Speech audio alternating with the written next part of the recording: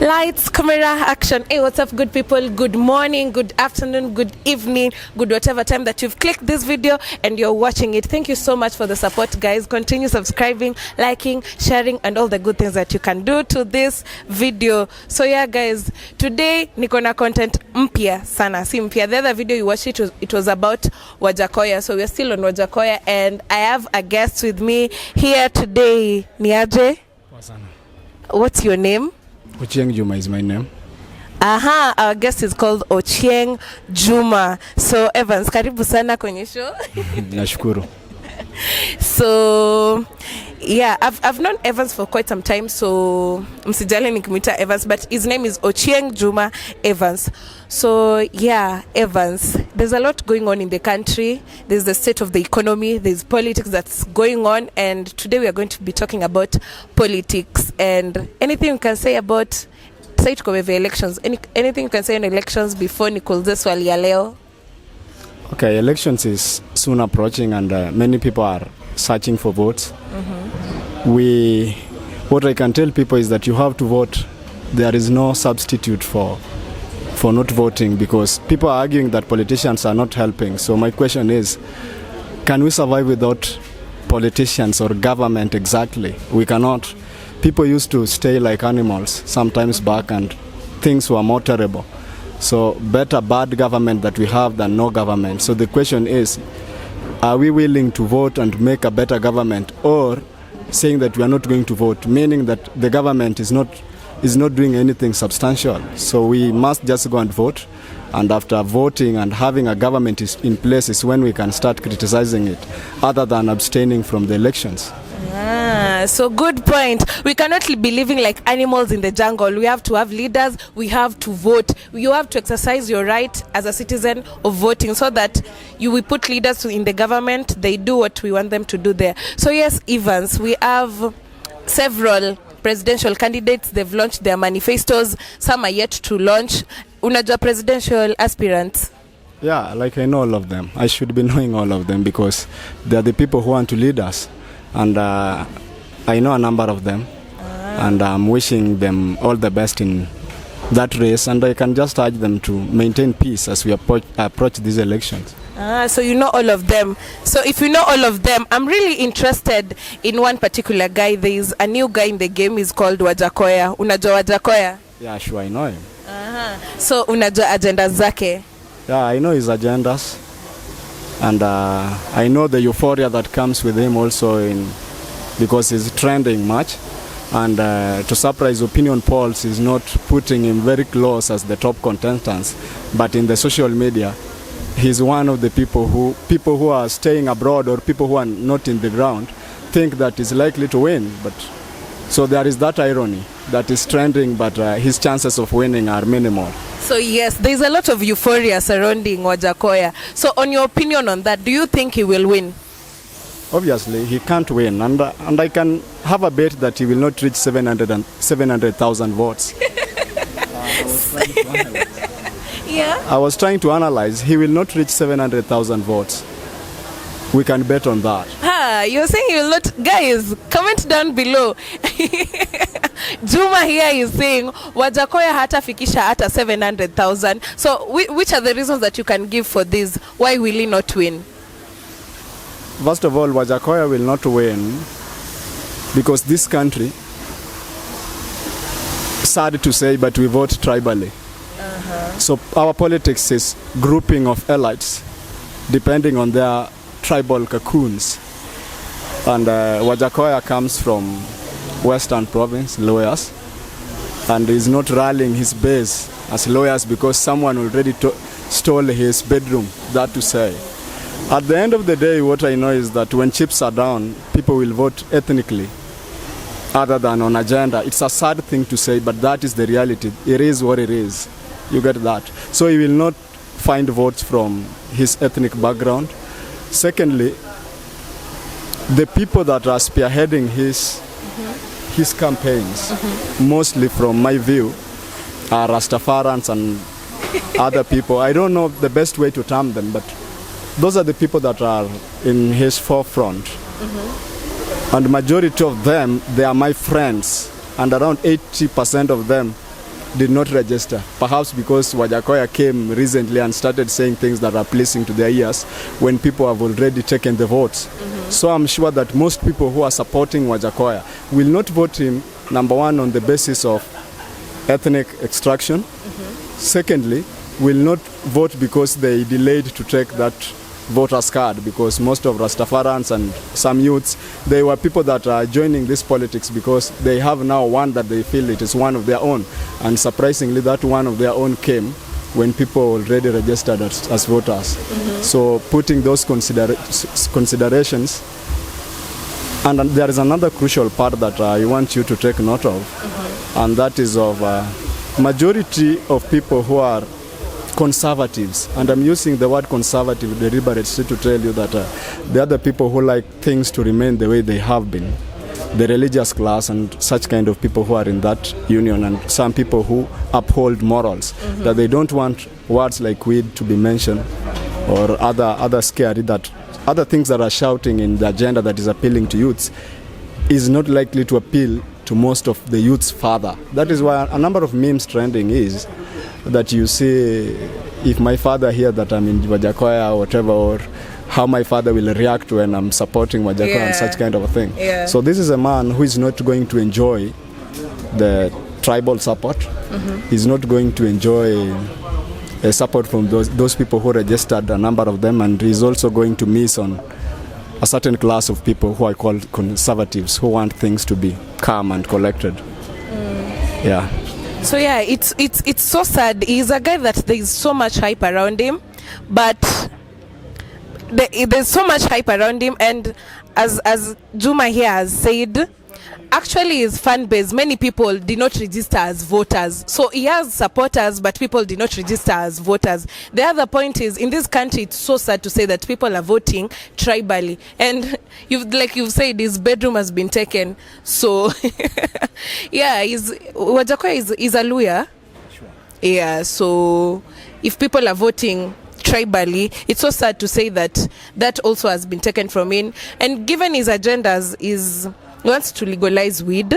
He wants to, that is the main agenda surrounding him. And with this, the church doesn't want to hear this. Their parents who are raising kids, they don't want their kids to be raised in an environment where bang is legalized, because what is surrounding bang is so bad.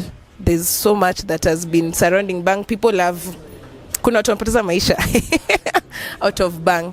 So yeah, any other reason why you think you want to win?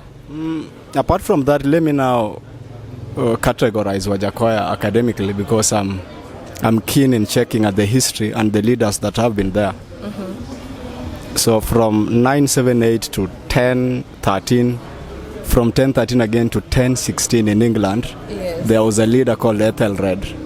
But Ethelred was given another nickname, the Unready. So he was called Ethelred the Unready. For those of you who can Google, will learn more about him.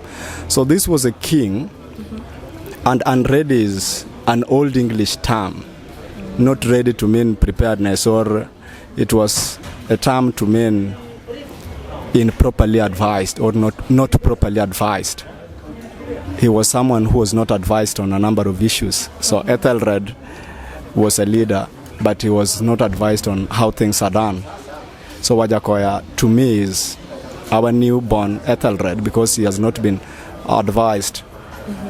He thinks that, not most of people who think that he's learned. I'm still struggling with my first degree, but with his a number of degrees, there is only one thing that he cannot convince me otherwise, because I hold the view that education should come with what we call temperance. Your ability to control what you say and try to project the future repercussions of what those things will bring. So if you tell people about bang, fine, we have a number of 1 or 2 people who can take bang and still be under control. But what about the majority? And I was talking with a friend, and I gave a good example that the reason why families and everything now is on quagmire is because we made alcohol to be something of a common thing. In our culture, women were not allowed to drink alcohol. However, that may look barbaric or orthodox, but we had few rape cases. and sexual activity was somehow sacred. Yeah. And we are yet to know what is going to happen when bang is made open. Another person may also defend him that he said that about weed, we are going to commercialize it. Listen, the more you mention that word weed, the more you are not going to stop people from taking it. One of the things that made this country or the world to be the way is because we started sugarcoating words. Like prostitutes were given words like slay queens. So if you sugarcoat a word or something and you make it now appear normal, people will start misusing it. So there is no way out. Whether it's going to ban people from smoking bang that it is for commercial, that thing is still going down. He's not properly advised. And another example. Sorry guys, my arms are getting tired, but we must shoot this today. So yes. Still in checking the history. The problem is that the youth of today are not checking a number of things from history and know how things are going. There was another one called Damocles. There is a famous phrase in Latin, or Greek that is, called Sword of Damocles. So Damocles was also someone who was not in position, and the one who was in position was called Dionysius. So Damocles used to think that Dionysius is just enjoying power and not doing anything, and he has some new ideas that when given power, he can make things work. So Dionysius, in his wisdom, and he was a wise man in my say, decided to call Damocles and gave him the position for a king, and served him with the best meals and told him that now you have the power to do whatever you want to do. But there was something that he didn't realize, that there was a sword, a sharp sword that was tied on top of him, and it was tied with a long hair, that is.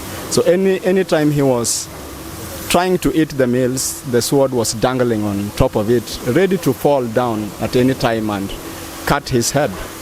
And he was not at ease, and he decided that, King, if this is the condition that you stay in, allow me to live and I'll never speak ill about you. And that's a story that we should be learning today, that those people who are in power, it's not that they don't know the value of bang, nor they don't know the value of snack whatever. Yes, that can bring food or things, the way Wajahckoya is saying. But when you are in power, you have to look at things from different perspective. You can be quick to pull one, but the other one is going to collapse on you. So I hold the view that even those people who are in power, they are struggling to make some changes. But those people who are not in power, like Wajahckoya, now thinks that his ideas can work. Perhaps they can work, but how sure are we? And the question is, what if his plans, the plans that he's having for the country, bounces? How will we look like? Because most of the people actually who are jubilant about Wajahckoya and praising him day and night are the people who, to my point of view, are having some of the problems. They are not conservative enough. They are the people who are living for today. Let us see how this goes on. And most of them are creative people. So we have had such kind of issues from countries who are United States and other countries. Should we allow people to have tattoo, or is tattoo a taboo? You get such kind of question. Yeah. Should people smoke publicly or not? Should people choose the gender that they want to belong, or we should have the same genders? Like, those are great things, because most of artists are in tattoo and it goes with their art thing, and that is doing for us good things. But the problem is always, if you try to come up with something and it bounces, how will society looks like? For example, is when we start planting bang and people start smoking and there's a number of bang and we cannot control it. How are we going to how is that society going to look like? Keeping in mind that and I know some people that after smoking they become absolutely nothing. They cannot do anything constructive, and they can rape and they can do a number of things which are not in order. So we risk having Wajahckoya without looking how he's going to contain those people, that people does not indulge into drugs, because depression is high, stress is high, and economy is tough. when such kind of things are upon human beings, they tend to find anything that can give them pleasure. And number one of them is drugs. And now the bang will be plenty. And so we'll have people who have given up in life and are addicted in drugs, and that is catastrophic. They'll rape your daughters. So yeah, you feel that his agenda of bang is something that will really mess up the country. And another thing I was wondering, for you to win an election, you really have to have numbers. And as I said before, there's a lot of hype around this guy. Does he have numbers mashinani uko ushago? Because in Nairobi, like, everybody knows Wajahckoya now, and everybody is shifting towards him. Does he have numbers ushago? What's your take on that? Unafikiria kona numbers? Opinion polls, the Infotrack and the other companies taking the opinion polls are peani, so we don't know where he really fits in, because we only hearing of Baba and Ruto, so we really don't know. Does Wajahckoya have numbers? Do you think he has numbers? Speaking politically, not morally, because we have two things. Yes. Politically, you need to have, for you to win election, you need to be number one in the biggest coalition possible. Yes. You need to have financial muscles. Yes. And you need to have diehards, the people that you've either convinced them or manipulated them. Story for another day. The people who are buying your ideas, or the people who are just worshipping you like this is our person. Yes. Even those people who are giving Wajahckoya euphoria, most of them will not vote for Wajahckoya. You think? I think so. That they will not vote for him. Mm-hmm. Because people in social media are different from people that are in ground, and you know that with your friends. I know you have a number of female friends. Yes. In social medias they are stars, but in real life they're just normal human beings. It happens with even people who are in politics. Mm-hmm. Someone can post something and it doesn't mean it. They doesn't mean it completely. And Wajahckoya, most of his things are in form of memes, not ideas. You get that? And memes are meant to be shared. And because people are taking him as a joke, actually. Because I've tried to engage people in his discussion, and people are saying, we are just posting him because of this. A few have said that they'll vote for him, but he doesn't have numbers, to answer your question directly. And in politics, for you to get numbers, you have to work for it. But I've also seen some comedians who win to be presidents of big countries.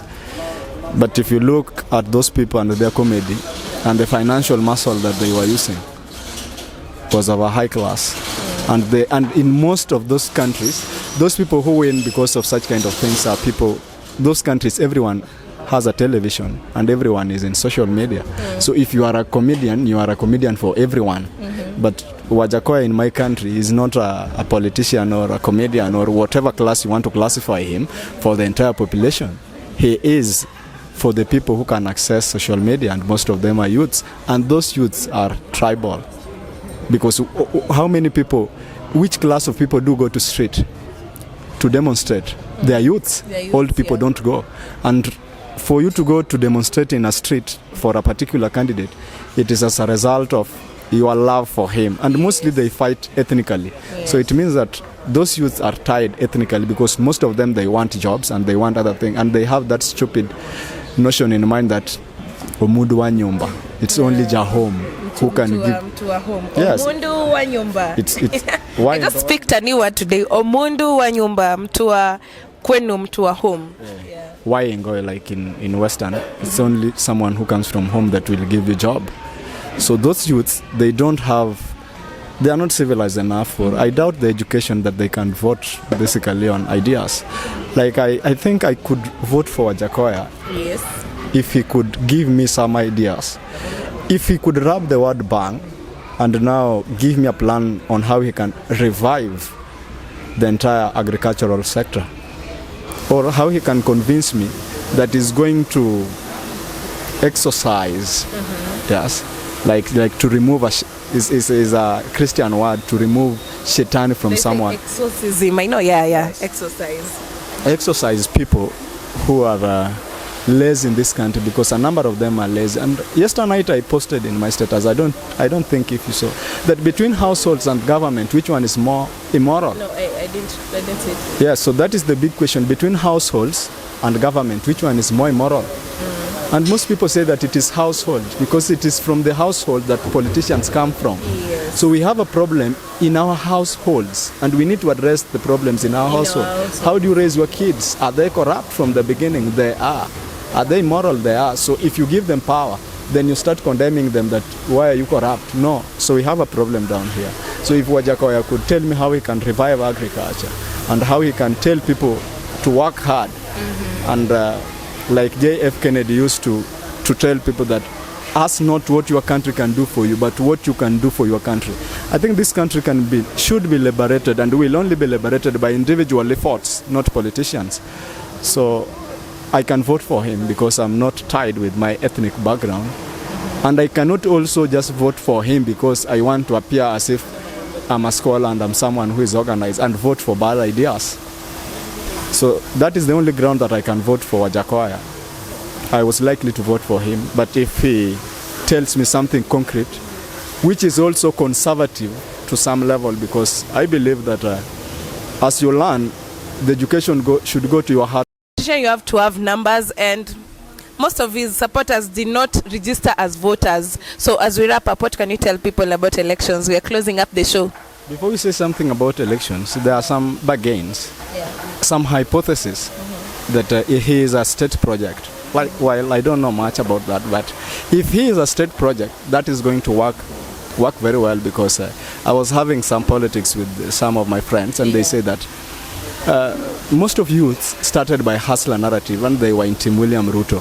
Yes. And it is most of youths who are in drugs and such kind of things, and the agenda that Wajahckoya is bringing is likely to appeal to them. Yeah, it's really favoring. So to reduce and kill a hustler nation, you give them weed, because to their ears, weed is more appealing than hustler nation. Yes. So to reduce William Ruto's vote is to capture youth. You are dividing, because most of the adults and conservative people who are at home are likely to vote for Raila.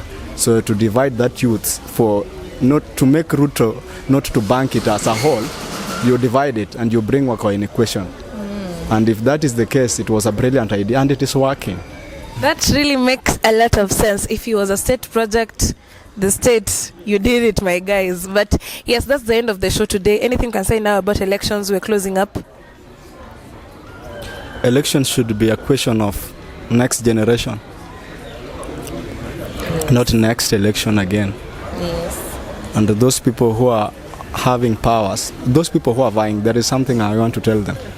If you are aspiring to be a leader, you should be knowing, number one, that you should be having a mission, and that mission is to make people's life better. Yes. Number two is that people who you are dealing with, that you are working with, you should treat them as human beings for you to achieve your mission, which is to make people's better.